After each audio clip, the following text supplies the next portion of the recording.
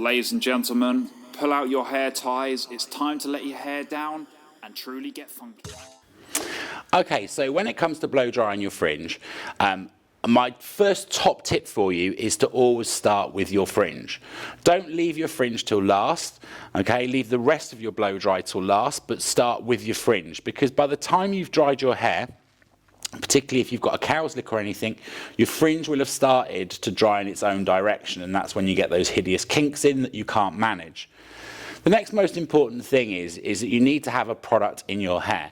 Now, if you don't like a product, and I understand that, you want it to feel natural, I'm all about natural hair myself, but you still need to have something in there to give it some hold and to protect it from the hairdryer and to also kind of control the drying process. So I'm going to use Evo's Day of Grace. So Evo's Day of Grace is an amazing product because it's so lightweight, you really do feel as if there's nothing in the hair, but it's giving you heat protection and just that gentle bit of hold that means that you've got more control over the hair. So I've spritzed it through the rest of the hair, but I'm just going to put a bit through my fringe here.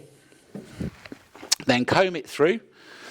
Now, the next most important thing when it comes to your hairdryer is to make sure that you have a nozzle on it. And when it comes to blow drying a fringe, this is really important because you need to be able to direct the airflow quite precisely. And in fact, most of what I'm going to do here is done with the pressure of the airflow from the hairdryer, not with a brush. So starting out, having put my Day of Grace in, I'm going to take my hairdryer and I'm going to position from above here because I want the hair to hug the head. So I want to take that volume out and any kinks. I'm just using my fingers, making sure that I'm holding this down, okay, and using the hairdryer and skirt over, and you can see here now that that's making the fringe hug the head, but at the same time taking any of the movement out. I'm then going to guide it over this way to make sure that I get that there. Still using my hands and the air pressure. And you'll see that I'm concentrating on the root area. I'm not worrying about the ends. The direction the hair sits in comes from the root. So we can worry about the ends at the end. We can put different shape into those. And then, again, back down forward. Now, I think a lot of people's fringes get out of control when they're blow drying because they try and get a brush in there and then get a funny angle. That's why this is really important, because what this will do is make sure that your roots are nice and smooth and flat. So I am going to use a brush now. I'm going to use my paddle brush, but I'm just going to use this as an extension of my hand. So same technique, over to one side, down, and then switching hands, and over to the other side again. Still using the airflow, and you can see that I'm coming from above here to take that lift out, because I don't want lift in this fringe. Now, I am going to turn this into a sweepy fringe.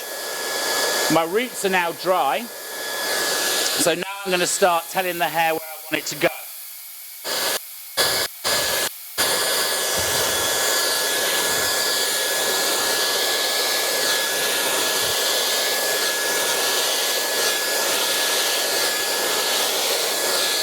So you can see now what most people do is they go in and do this bit first, which then starts to create the movement that you don't want here that prevents the hair from sweeping. Because it's kind of odd, sweepy fringe, because we're telling the hair to do two separate things. We're telling it that we want it to come down, but then we're telling it we want it to go back. So you actually do both those processes in two separate steps.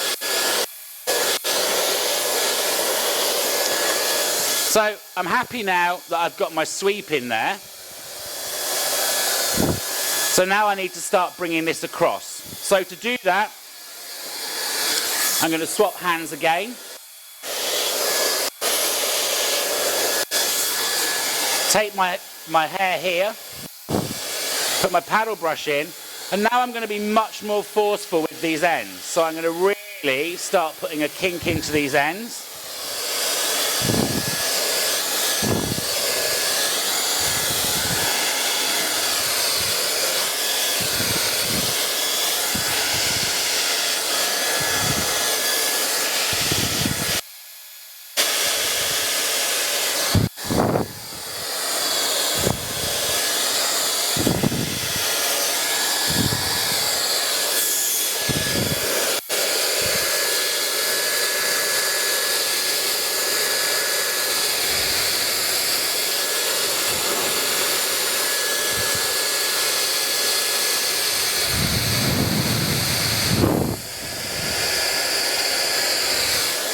Okay, so you can see there now that I've got this nice lift. I'm still coming forward, but I've put my nice lift in here, and this is wanting to sit over here. Now, you can put a bit more of a kink in, and for that I'd use a round brush, so I'll show you now how I do that. So taking a brush like this, which we call a thermal brush because the drum heats up as well, so it's kind of like using a styling iron as well as a brush. I'm going to take my brush, take my hair, one big section,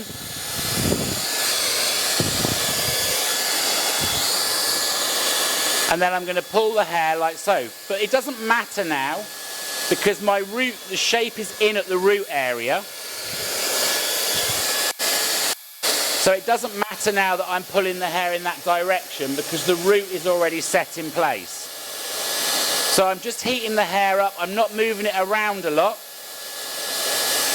Now it's just as important to cool it down, so what I like to do is just turn my hairdryer around, make sure you've got a filter on, and that just draws some cold air in, and then we can let that go, okay? And you can see now that we've got much more of a kink pushing this hair back out the way. Now, like I say, this is a really light hold. If I wanted to increase that, then I could put something like haze powder in, or I could use something like Builder's Paradise. But that's basically my shape in there. And so you can see now already that this is kind of up and out of the way. Now, the next fringe that I'm going to show you in the next video has got lift in it, and in there I'll explain a little bit more about things like Builder's Paradise and haze powder. Don't forget to like, share and comment, and of course you can always message us and ask any questions.